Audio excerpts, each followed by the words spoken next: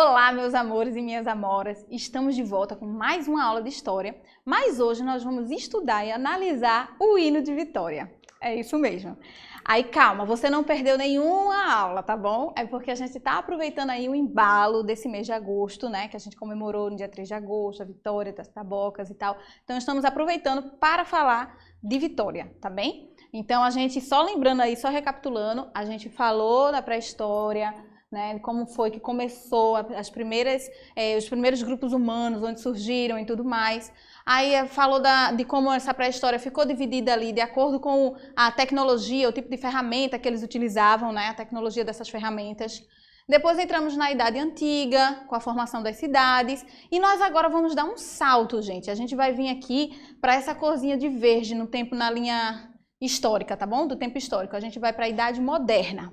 É nessa época aí da Idade Moderna que os portugueses, eles vão chegar, eles vão entrar, invadir aqui esse território.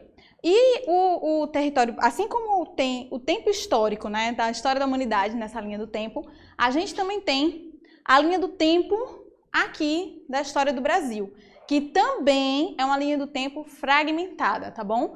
Dividida aí. Tem o primeiro período, que ficou conhecido como período pré-colonial, que foi logo quando os portugueses invadiram aqui, tá certo? Tem esse período aí. Tem o período colonial, que foi de 1530 a 1822. Depois, gente, quando a gente consegue a independência do Brasil, o Brasil realmente já está estruturado como nação, vem um período imperial. E em seguida, o período atual, que é o período que estamos, que é o período republicano, tá bem? Aí, gente, nesse período aqui, ó, a gente vai falar mais ou menos dessa época aqui, que está do período pré-colonial, e desse período aqui colonial, tá certo? A história do surgimento da cidade de Vitória, ela já vai datar desse período aqui colonial, tá bom? Agora, a gente não tem muitos registros dos povos que já viviam aqui na Terra. Os povos indígenas que ocupavam esse lugar, a gente não tem... não sabe o ponto de vista deles, né, daqui de Vitória, como foi essa construção da cidade.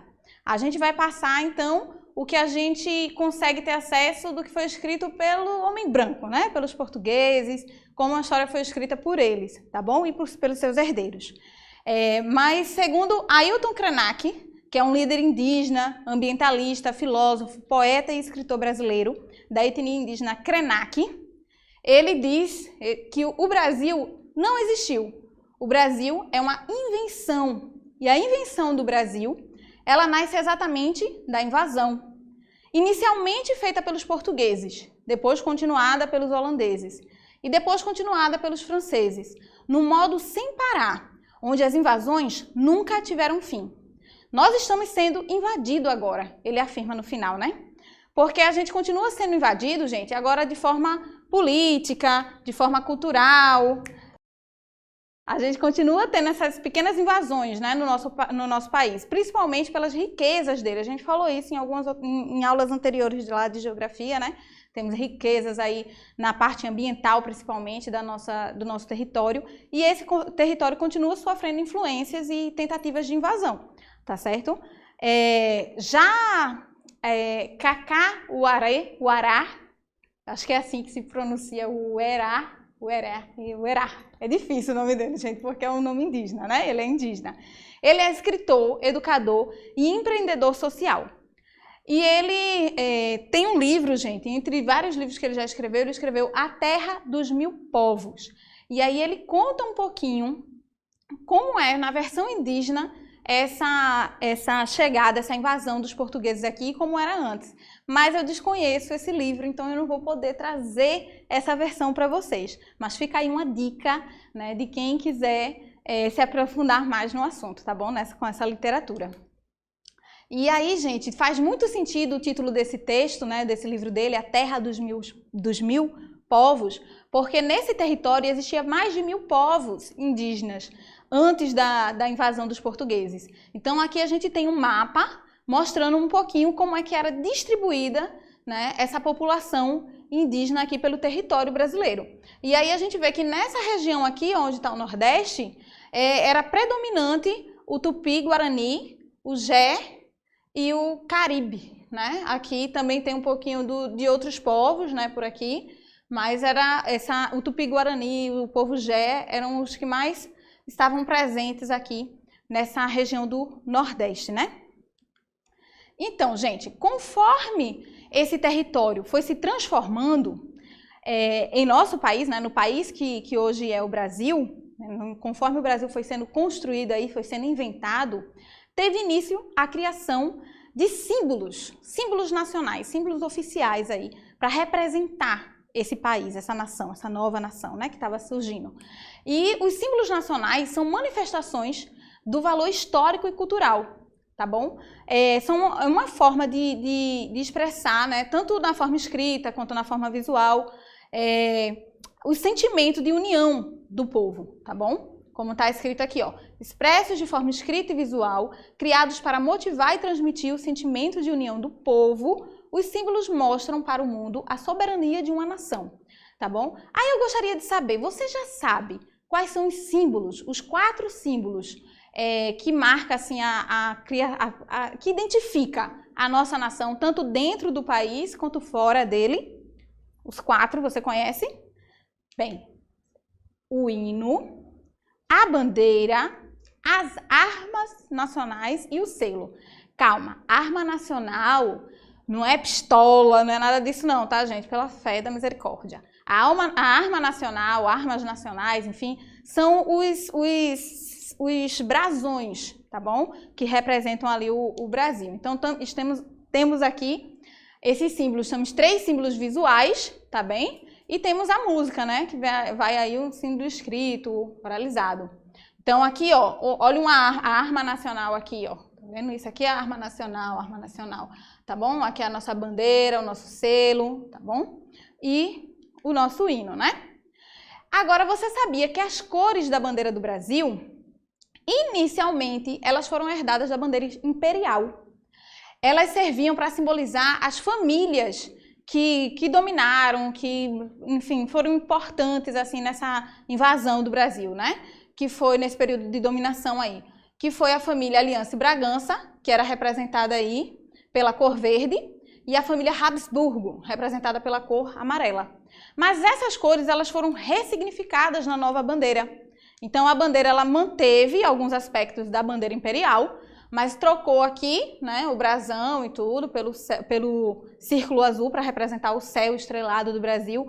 E você pode perceber que as estrelas aqui, gente, tem 26 estrelas, que são representando os 26 estados, mais uma, que essa mais uma aí é representando o Distrito Federal, tá bom? E elas são organizadas aqui, ó, de uma forma como se estivesse mostrando o Cruzeiro do Sul, que era como tava, né? Disse que era como que o céu no dia 15 de novembro, quando foi proclamado aí a República, o céu estava dessa forma, estrelado desse jeitinho aí que tá na bandeira, tá bom? Então, gente, assim como a história do Brasil tem esses símbolos, né? Foi construindo esses símbolos, Vitória também tem os seus símbolos oficiais. E Vitória tem tudo a ver com a história do Brasil, tá bem? Porque o surgimento da cidade de Vitória, como vocês vão se aprofundar mais na próxima aula, foi justamente nesse período aí da colonização do Brasil. E Vitória não só, as pessoas que vieram para cá, para esse território, não só ajudaram a ocupar, a defender esse território, como participaram dessa construção do imaginário do Brasil, porque, como falou Krenak, não existia essa história do Brasil, né? Aqui era o território de vários outros povos. Esse Brasil, ele foi construído e Vitória participou dessa construção do Brasil, tá bem? E aí ela construiu também os seus símbolos, né? Os seus símbolos oficiais, a bandeira, o hino e o seu brasão aqui. A bandeira de Vitória, não sei se você sabe, mas as cores dela têm uma influência da fé católica. Os 2 leões que aparecem aqui no topo da bandeira querem representar a bravura do povo pernambucano. A esfera armilar, que é essa que está entre os leões, foi a primeira arma, o primeiro símbolo, né, recebido após os feitos lá em Tabocas. E aí ele foi recebido esse símbolo para representar essa região aqui, tá bom? Esse território. A cruz, que está em cima ali da esfera, a cruz representa a origem portuguesa dos que aqui viviam, né, dos lusos brasileiros que aqui estavam no início. de vitória. Os louros, essas plantinhas aqui do lado, representam as vitórias daqui da cidade de Vitória. O sol representa aí o símbolo da liberdade, né? Que vem lá no hino da nacional. O sol da liberdade, pronto. É esse solzinho aqui, representando o sol da liberdade. O círculo, representando o meridiano. E o monte, adivinha só, o monte serve para representar o monte das tabocas, né? Esses símbolos vão voltar a aparecer aqui no brasão, tá certo? De Vitória. Agora eu quero que vocês prestem atenção nessas 3 armas que tem aqui. Tanto tem na bandeira quanto tem aqui no brasão. Vocês sabem o que essas armas significam, simbolizam? Essas 3 armas, gente, simbolizam, né, querem homenagear a união das 3 raças na Batalha de Taboca, que é representada na figura de Henrique Dias, Felipe Camarão e André Vidal de Negreiros. Então, cada um deles, gente, era de uma raça diferente. E eles se uniram na Batalha de Tabocas e venceram, né? Então, a gente vem aqui, o André de Vidal, ele está representado pela espingarda, tá certo? Ele era luso brasileiro, né? E participava, assim, era um dos que tinha engenhos também aqui em Vitória, era um político, enfim. Tinha também Henrique Dias, da raça negra, né? Representado aí pela lança, tá certo? Henrique Dias, ele já nasceu liberto, tá bem? Quer dizer, não, peraí. Deixa eu conferir isso aqui. Se ele era liberto ou se ele conseguiu. Henrique Dias foi um dos mais bravos combatentes pernambucanos que se destacou à frente de um regimento de escravos libertos durante a guerra de expulsão dos holandeses da costa brasileira. Henrique Dias nasceu em Pernambuco, em local e data desconhecidos. Ele era filho de escravos libertos. Lutou contra os holandeses e os invasores de Pernambuco. Beleza, então é isso mesmo. Ele já nasceu liberto, porque se ele era filho de escravos libertos, então ele era liberto, tá certo? E ele vai lutar junto ali com Vidal de Negreiros, com Felipe Camarão, e vai ajudar a bolar as estratégias que vai fazer com que os pernambucanos vençam, né? Os lusos brasileiros, enfim, vençam os holandeses, e começa aí, gente, a surgir a união dessas 3 raças. Felipe Camarão, que era indígena, né, nascido lá no Rio Grande do Norte, ele era um índio poti, que foi batizado com o nome cristão de Antônio Felipe. Depois ele recebeu esse nome Camarão porque ele se casou com Clara Camarão, tá certo? E aí ficou conhecido como Felipe Camarão. E ele vai ajudar também aqui na Batalha das Tabocas e vai lutar contra outros da sua própria etnia, inclusive. Então, gente, Felipe Camarão e Henrique Dias, eles podem até ter sido, na época, rejeitados por algumas das suas raças, né? Por algumas pessoas que eram da sua raça, vistos como traidores. Mas eles ajudaram a construir o imaginário que a gente tem hoje de um povo só, de um povo unificado. Foi essa união entre essas 3 raças, né, esses 3 povos, que formam o povo brasileiro. O povo brasileiro foi construído também, assim como o próprio Brasil, né? E eles ajudaram nisso. Agora, eles compraram uma briga que não era deles, porque você sabe de onde vem essa origem da Batalha das Tabocas? Sucintamente, de forma resumida, os holandeses emprestavam dinheiro para Portugal. E aí, quando ele via que o Portugal estava querendo cortar a aliança com ele e tudo mais, eles resolveram parar de emprestar o dinheiro para Portugal e receber a cana-de-açúcar e tudo mais, e decidiram vir para cá, eles mesmos, né, para pegar diretamente a cana-de-açúcar e lucrar com isso, tá bem?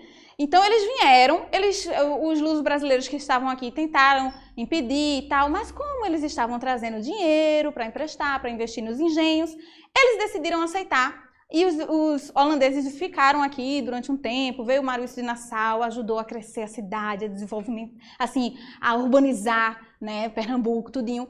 E quando os holandeses foram cobrar a dívida, aí os lusos brasileiros decidiram expulsá-los. E se uniram, né, convenceram ali os negros, aqueles que eles escravizavam muitas vezes, e os indígenas e tudo mais, convenceram eles a se unirem para expulsar os holandeses, com o argumento de que agora a terra era deles, né, era o território deles, que os holandeses estavam invadindo e que eles tinham que expulsar esses invasores. E conseguiram, olha lá, Beboa, né? Conseguiram convencer eles disso e eles se uniram. Vem aí nascendo o jeitinho brasileiro. O jeitinho brasileiro, né, que é descrito pelo antropólogo da mata, como sendo uma forma especial de resolver um problema, uma forma esperta de solucionar um problema que a gente não tem outro modo de solucionar, né? E, enfim, outro modo que não vai, que se a gente for tentar de outra forma, a gente não vai ter vantagem.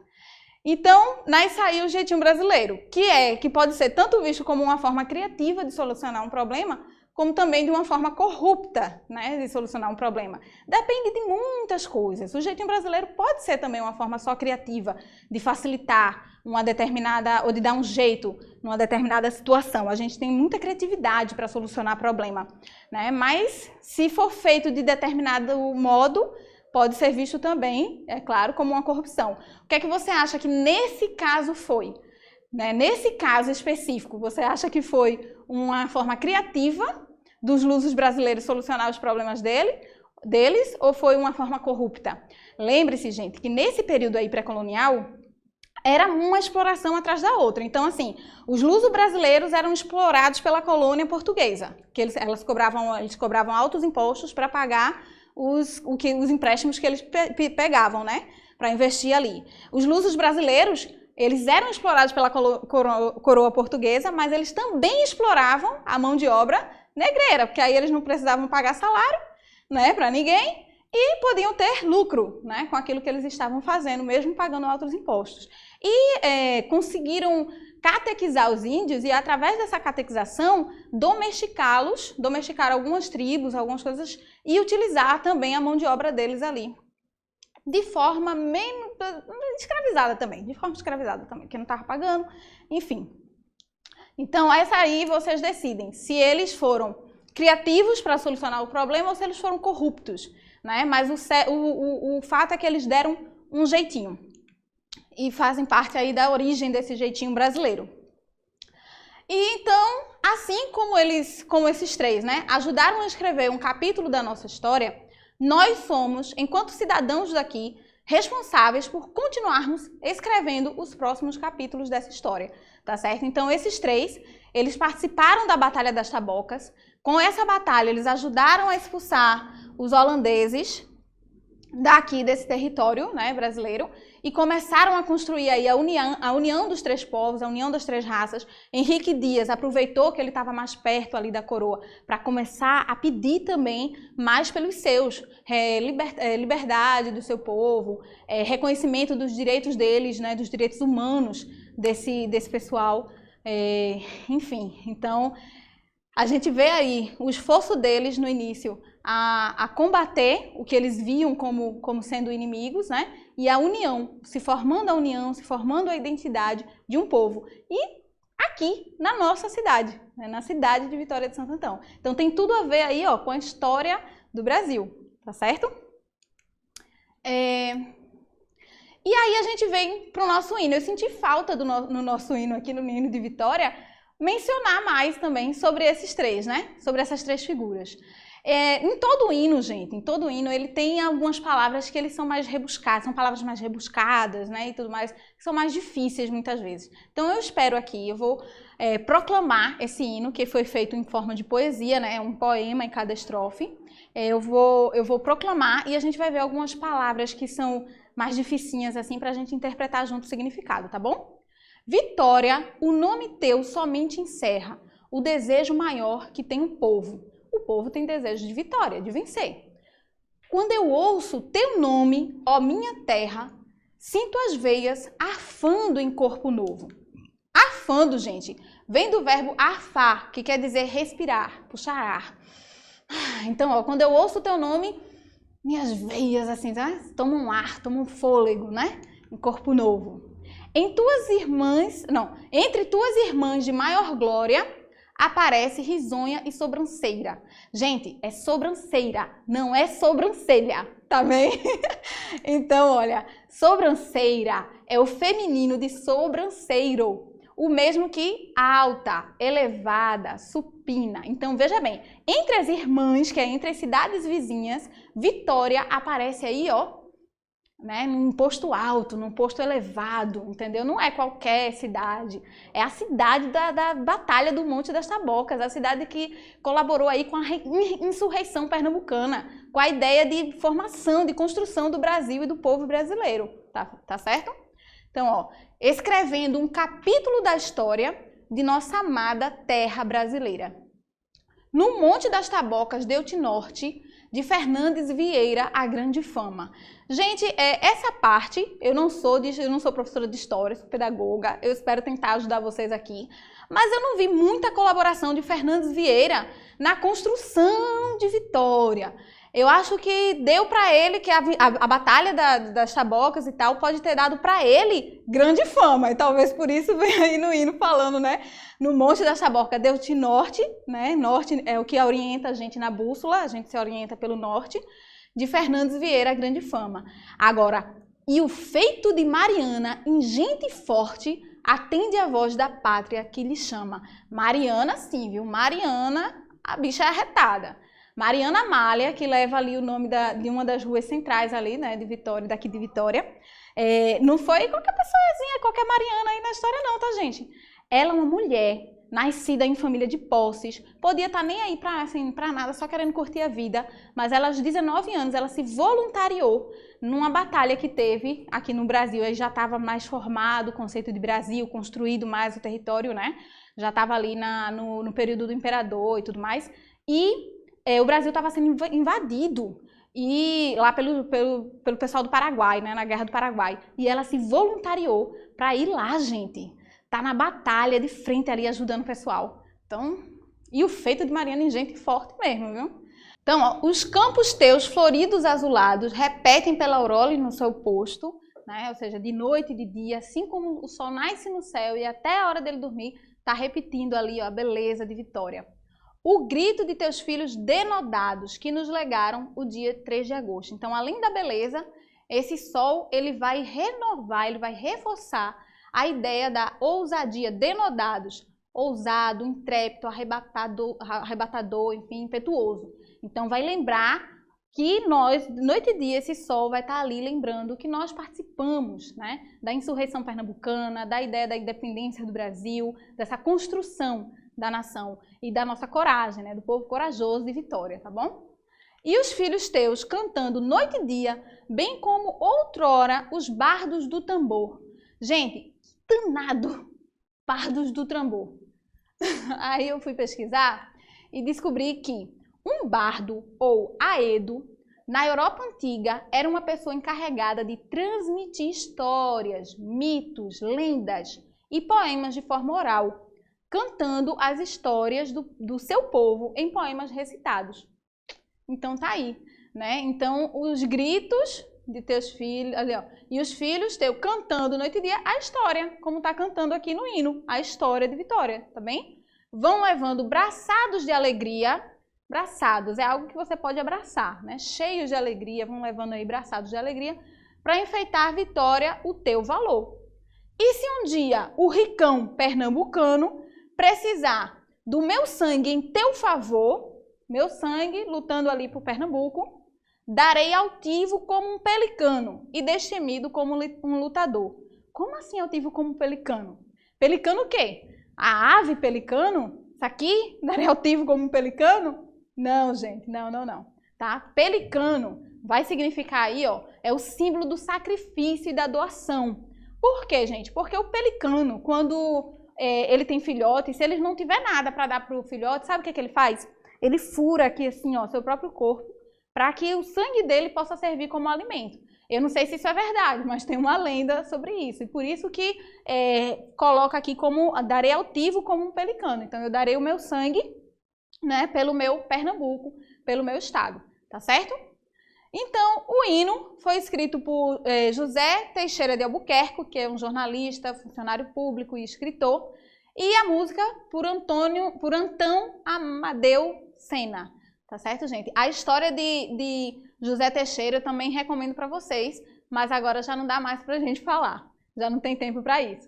Eu espero que eu possa ter te ajudado a entender mais sobre o hino de Vitória, a origem e o que ele representa, né, como um símbolo, aqui um dos símbolos oficiais da cidade, e como ele contribuiu para a formação do Brasil, tá certo? E dos símbolos oficiais dessa terra. Então, gente, um grande abraço para vocês, nos vemos na próxima aula. Vamos logo, pela fé, todos nos vacinarmos para voltarmos logo para as aulas presenciais, tá bom? E eu espero que vocês continuem se cuidando. Cheiro, até a próxima!